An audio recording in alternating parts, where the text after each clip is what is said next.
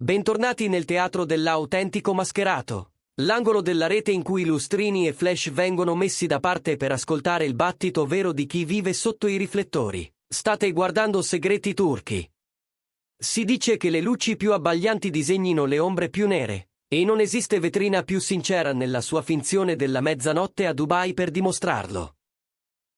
Pensate al Burj Khalifa che fende il cielo come un ago d'acciaio e futuro, alle supercar che scorrono come squali lucidati lungo viali incandescenti, ai tetti che palpano al ritmo di una musica pensata per spacciare l'illusione di una leggerezza inesauribile. Il primo respiro del 2026 portava quel brivido elettrico nelle ossa della città, un terreno creato su misura per chi si nutre di immagine, magnetismo e promesse di domani. Tra gli ospiti attesissimi di questa basilica del lusso, c'era un uomo abituato a catalizzare ogni istanza, Cenk Torun. L'Europa riconosce il suo volto, la Turchia ne celebra la carriera, il carisma si misura in titoli, trend, folle. Eppure, mentre il mondo brindava al futuro, Cenk avvertì qualcosa cedere sotto i piedi, come se il marmo lucidissimo avesse mostrato una crepa che nessun neon poteva colmare. Quello che stiamo per raccontarvi non è solo pettegolezzo. È la radiografia di una ferita sentimentale. È la storia di un cambio volo all'ultimo che ha spiazzato un'intera squadra, di un rifiuto pesante come una sentenza, e di un messaggio capace di diventare la lapide di una fantasia collettiva. Oggi, su Segreti Turchi, scenderemo nella vulnerabilità scoperta di Cenk Torun e nella determinazione lucida, imperturbabile, di Mahsine Merabet. Ma prima di imbarcarci nella tempesta emotiva, una domanda per voi, cuore pulsante di questo canale. Credete che un gesto grandioso possa riparare un passato incrinato o certi finali vengono tracciati con inchiostro indelebile? Se amate questi viaggi cinematografici nelle vite dei vostri idoli, assicuratevi di essere iscritti a Segreti Turchi. E chi desidera diventare la vera linfa di questo racconto, aiutandoci a tenere accese le luci e profonda la scrittura, trovi qui sotto il pulsante Ijain. La vostra fiducia è il nostro vento in poppa. Adesso, entriamo nella notte luccicante che all'improvviso si è spenta. Per Cenk Torun, la sceneggiatura del veglione sembrava semplice, quasi una passerella trionfale in una carriera che non accenna a rallentare. Dubai come culla del nuovo anno, agenda piena, giro di feste stellari, incontri remunerativi con produttori, contratti da suggellare con uno sguardo e una stretta, una scia di flash pronta a ribadire la sua immagine incrollabile nel racconto pubblico. Nelle prime ore lui si muoveva con quella sicurezza che nasce dall'abitudine a essere il prescelto, il volto con cui tutti vogliono farsi vedere. Ma quando l'orologio toccò la mezzanotte e il cielo si aprì in fioriture di fuoco, la farsa smise di far ridere. L'isolamento della celebrità gli piombò addosso come un pugno. Non fu un volto ostile nel pubblico a pungerlo, né la battuta di un rivale. Fu un bagliore azzurro, freddo, nello schermo del suo telefono. Una foto, caricata a migliaia di chilometri, pubblicata dall'unica persona che, volente o nolente, possedeva la chiave del suo passato, Mahsine Merabet. Uno scatto disarmante nella sua semplicità. Lei sembrava più calma, più luminosa di quanto si fosse mostrata di recente. Non stava posando, stava esistendo. E al suo fianco, incorniciato da un'intimità che non si imita, c'era un uomo sconosciuto alla massa. Quell'immagine bastò a incrinare il cristallo della notte di Cenk. Le rubriche di gossip, affamate nel torpore delle feste, presero subito fuoco. I titoli si scrivevano da soli: nuovo amore, ripartenza per Mahsine, chi è l'uomo misterioso? Per la gente, un enigma da sciogliere col caffè. Per Cenk, perso nel rumore assordante di una festa, un riflesso impietoso. Non lesse solo la foto, colse il sottotesto incastrato sotto i pixel. Il sorriso di Mahsine non era quello educato e calcolato dei red carpet. Aveva una volontà dentro, un calore quieto. Anche la didascalia, calibrata con cura, possedeva l'intonazione di una fiducia domestica. Parlava di una pace in cui lui non figurava. Chi gli stava accanto notò un mutamento netto, tanto forte da diventare assordante nella sua calma. Il brusio sbiadì nelle orecchie, la musica si ridusse a un ronzio, e il calice diventò un oggetto estraneo, pesante e inutile. Quella che doveva essere una prodezza mondana si trasformò nella più feroce delle rese dei conti interiori. Milioni di LED non riuscirono a illuminare la tempesta salita nel suo petto. E quando crolla il racconto della vita che pensavi di vivere, vuoi solo riacciuffarne il filo, ovunque sia finito. Fu allora, nelle ore caotiche del 1 gennaio, che Cenk prese la decisione che ha spiazzato tutti i suoi. Interruppe il viaggio. Salotti esclusivi, contatti in attesa, la vetrina perfetta per il marchio Cenk, tutto perse peso. Spinto da un sentimento che aveva sotterrato sotto strati di lavoro e applausi, e da una consapevolezza più tagliente della paura, capì di stare perdendo il controllo del proprio copione. Soprattutto, capì che non poteva assistere inerme senza tentare l'ultima parola. Prenotò il primo volo per Istanbul. Il tragitto fu una scia di turbolenze e rammarico. Quando atterrò, l'aeroporto, un set in cui di solito gioca con i fotografi, ironico, occhiali al posto giusto, sorriso come armatura.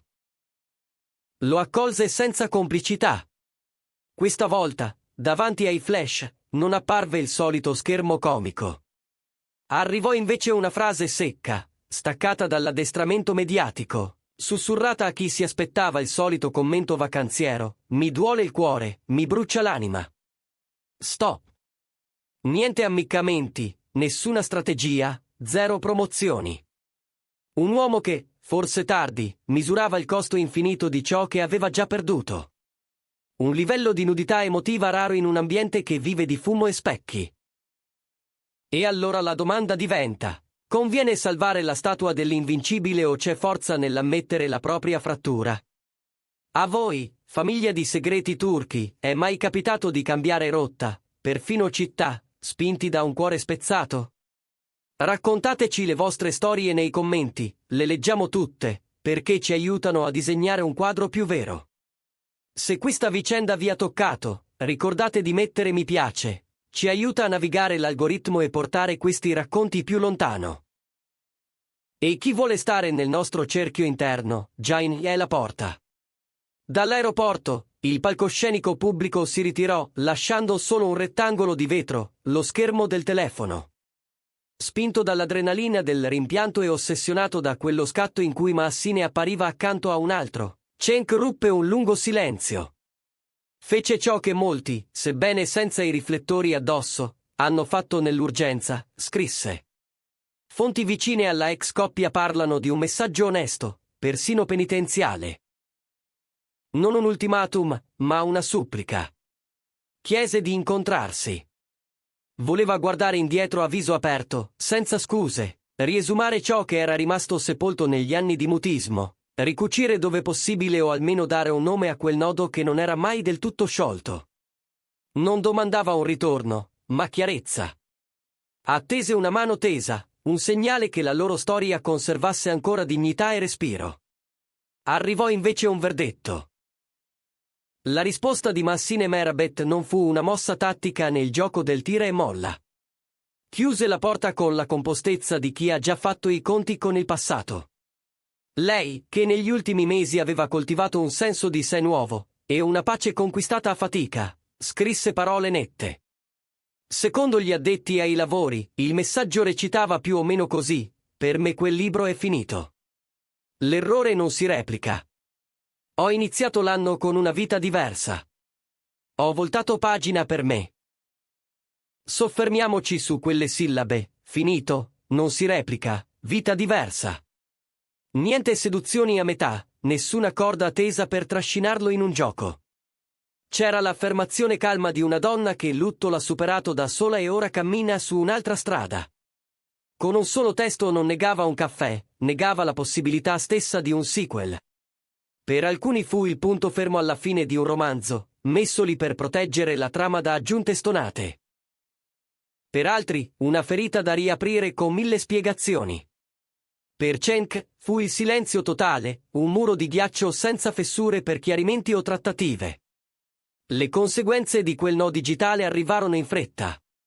Svanita la possibilità di un assenso, o anche solo di un confronto, Cenk Torun si ritrasse in un bozzolo denso. Le sue pagine social, solitamente vivaci, si fecero scure. Perfino gli amici di sempre lo guardarono arretrare, rallentare, infilarsi in un inventario di pensieri che non si possono condividere col pubblico. Commentatori che avevano sempre scommesso sull'eterna vittoria del ragazzo d'oro sussurrarono che, per la prima volta, Cenk aveva assaggiato la sconfitta vera. Nell'aria restava un'eco caparbia, l'errore non si replica. Come un promemoria inciso a fuoco, ripeteva l'idea che Massine avesse lasciato alle spalle non solo un legame, ma anche l'ansia e il rumore che quel legame trascinava con sé. Mentre lui affilava il silenzio trasformandolo in corazza, lei veniva alla luce in una forma nuova. Gli intimi di Massine confermano che la sua felicità di Capodanno non era a beneficio di nessuno, tantomeno dell'ex. Nessun colpo di testa, nessuna posa studiata.